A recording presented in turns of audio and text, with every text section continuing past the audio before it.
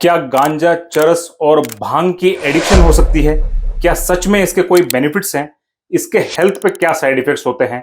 इन चीजों के बारे में बहुत सारी गलत बातें और अफवाहें हैं।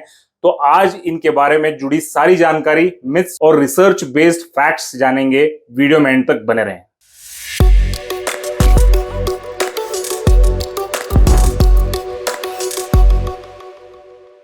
नमस्ते, मैं हूं डॉक्टर जगत और मेरे हेल्थ एवरेस्ट चैनल में आपका स्वागत है। सोशल मीडिया में हेल्थ टिप्स के नाम पर हर चीज को बढ़ा चढ़ाकर या बहुत ही बेसलेस और गलत बातें बताई जा रही हैं, जिसका कोई प्रूफ या साइंटिफिक रिसर्च नहीं होता है। सिर्फ व्यूज और पैसा बटोरने के पीछे लोगों की जान जोखिम में डाली जा रही है। जब बात हेल्थ नॉलेज की हो तो सही, साइंटिफिक, सच्चे और प्रोफेशनल इंफॉर्मेशन को फॉलो करना बेहद जरूरी है।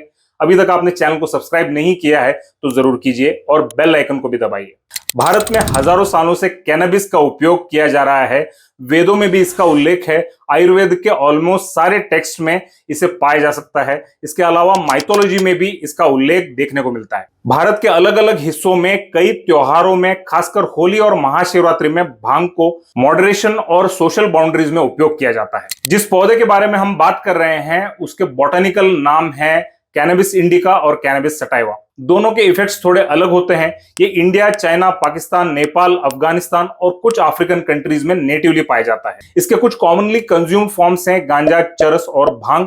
गांजा या मैरिजुआना इस पौधे के फूल को रेफर करता है जिसे यूजुअली स्मोक किया जाता है। दूसरा है चरस, जो इस पौधे का स्टिकी रेजिन होता है। और तीसरा है भांग, जो इसके लीव्स और सीड से बनता है और इसे जनरली खाया जाता है या दूध से ठंडाई जैसे ड्रिंक बनाकर पिया जाता है, खासकर होली में। ध्यान रहे, अफीम एक सिमिलर बट अलग चीज है। ओपियम प्लांट या पॉपी सीड से बनता है, वो कैनबिस से अलग है। कैनबिस का मेन एक्टिव इंग्रेडिएंट होता है टीएचसी या कैनाबिनॉइड्स। इसके कुछ मेडिकल कंडीशन जैसे एड्स, कैंसर, मल्टीपल स्क्लेरोसिस और ऐसे डिबिलिटेटिंग डिसऑर्डर्स में कुछ बेनिफिट्स देखे गए हैं और इसकी रिसर्च जारी है।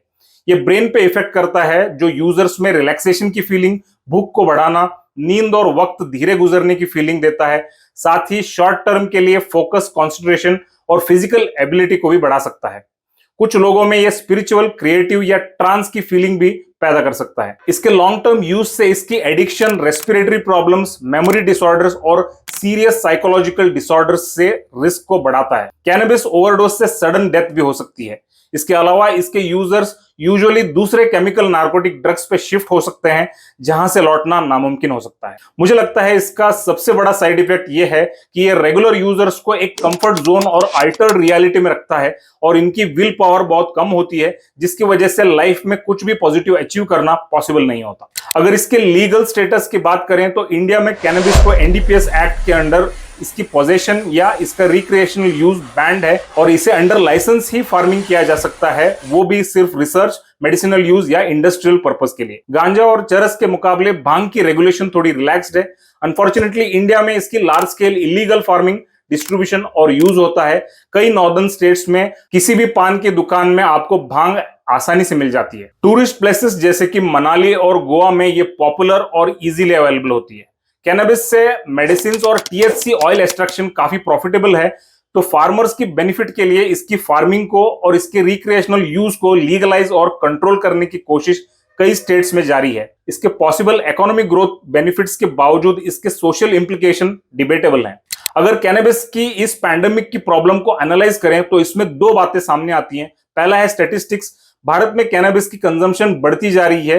एक रीसेंट सर्वे के अकॉर्डिंग 10 साल से लेकर 75 की उम्र के लोगों में 2.8% यानी 3.5 करोड़ लोग कैनबिस का इस्तेमाल कर रहे हैं, जो कि साल 2000 के मुकाबले 3 गुना ज्यादा है। ये ऑफिशियल नंबर्स हैं, इसका मतलब है एक्चुअल यूजर्स इससे कई गुना ज्यादा हैं। अगर दुनिया की हाईएस्ट कैनबिस कंज्यूमिंग सिटीज की बात करें तो दिल्ली तीसरे और मुंबई 6th नंबर पे आता है। इसके अलावा इंडिया में कैनबिस की प्राइस दुनिया में सबसे सस्ता है, तो इसका कॉस्ट फैक्टर इसका हिंड्रेंस नहीं है। यूथ के बीच कैनबिस का पॉपुलैरिटी भी तेजी से बढ़ रहा है और इसका असर उनके फिजिकल और मेंटल हेल्थ पर भी पड़ रहा है। दुख की बात यह है कि इसके डिस्ट्रीब्यूशन नेटवर्क्स अपनी बिजनेस को बढ़ाने के लिए इसे माइनर यूथ जैसे स्कूल के बच्चों को भी टारगेट करते हैं, जो इस नशे की नुकसान और गहराई समझने में सक्षम नहीं है। दूसरी बात है नॉर्मलाइजेशन इन सोसाइटी। कैनबिस का इस्तेमाल सोसाइटी में धीरे धीरे नॉर्मलाइज किया जा रहा है। मूवीज, म्यूजिक, पॉप कल्चर और सोशल मीडिया के थ्रू कैनबिस को कूल दिखाया जा रहा है, जो कि यंग जनरेशन को इन्फ्लुएंस कर रहा है। इसका इस्तेमाल रेव पार्टीज, इवेंट्स और गैदरिंग्स में भी कॉमन हो रहा है, जिससे इसका प्रचलन और ज्यादा बढ़ रहा है। अगर इससे जुड़े कुछ मिथ्स एंड फैक्ट्स की बात करें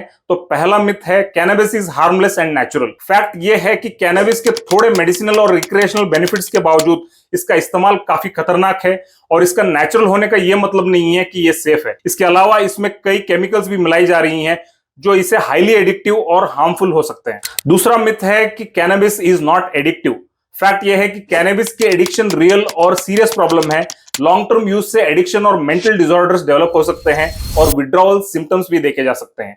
अल्कोहल के मुकाबले इसकी डी एडिक्शन काफी मुश्किल है। तो इन प्रॉब्लम्स का क्या सॉल्यूशन है? पहला, गवर्नमेंट को कैनबिस की इलीगल फार्मिंग को कंट्रोल और स्ट्रिक्ट लॉज इंप्लीमेंट करनी चाहिए ताकि इसकी अकाउंटेबिलिटी आए और इलीगल डिस्ट्रीब्यूशन पूरी तरह से बंद हो। दूसरा, पब्लिक अवेयरनेस एंड एजुकेशन। सरकार और आम जनता जैसे हम और आप मिलके इस प्रॉब्लम को समझ के इसकी अवेयरनेस बढ़ाने की जरूरत है ताकि इस प्रॉब्लम से हमारी अगली जनरेशन और देश को बचाया जा सके। जो लोग ऑलरेडी इस प्रॉब्लम से जूझ रहे हैं उन्हें समझाना जरूरी है कि इसकी ट्रीटमेंट, डी एडिक्शन और रिहैबिलिटेशन पॉसिबल है, और आपके नजदीकी डॉक्टर या डी एडिक्शन सेंटर से मदद लें।